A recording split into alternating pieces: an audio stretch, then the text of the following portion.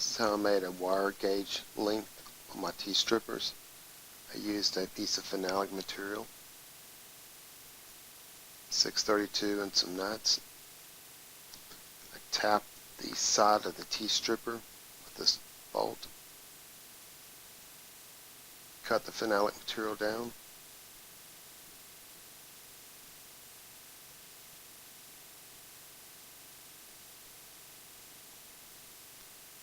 If you're having to do a bunch of electrical work where the stripping has to be very accurate, this is a good option.